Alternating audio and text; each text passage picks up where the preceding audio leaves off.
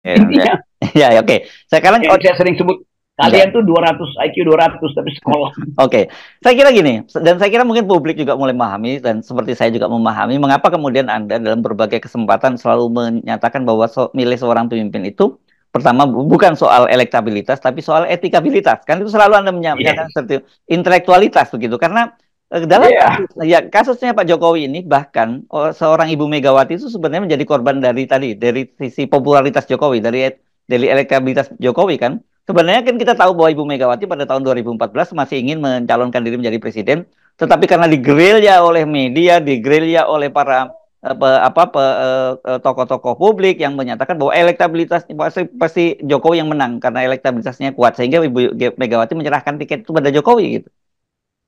Iya, itu Pak Ibu Mega itu korban dari politik survei.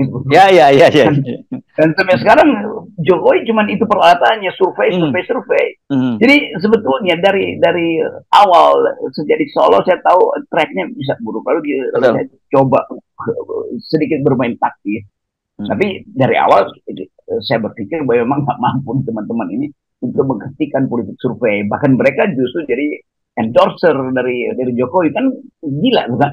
ya, ya, Mereka kita minta masuk ke dalam istana untuk memulai kurikulum civilian value di situ. ya, Tapi satu-satu itu takut bertetapan dengan Muldoko misalnya, takut bertetapan dengan mantan-mantan jenderal di situ. Lalu hmm, mereka justru cari suaka di dalam pemerintahan Jokowi, cari hmm, suaka secara material, cari suaka secara jabatan. Jadi batal akhirnya seluruh rencana kita untuk melindungi Jokowi atau mendidik Jokowi untuk menjadi seorang negarawan, ya, bahkan menjadi seorang politisi dia nggak bisa. Nah itu yang saya simpulkan. Pada akhirnya kita tahu bahwa Jokowi itu bukan leader, dia cuma dealer. Dan di ya, sekitar dia juga dealer yang bekerja di situ, mau LSM ke lembaga survei, sama aja. ya, ya, Dalilnya sama aja. Nah ya. sampai sekarang itu yang boleh kita jadikan semacam mungkin usulan disertasi dari banyak orang Hmm. untuk melihat bagaimana fungsi masyarakat sipil begitu diumpankan oleh hal-hal yang material, dia berubah dari kritikus menjadi pencari cuaca di situ, pencari Ya. cuaca ekonomi. Ya, nah itu dia. Tapi saya kira ini masih akan terus berlangsung ini soal selama ada Pak Jokowi ada di lingkungan pemerintahan ini ya, soal survei ini ya.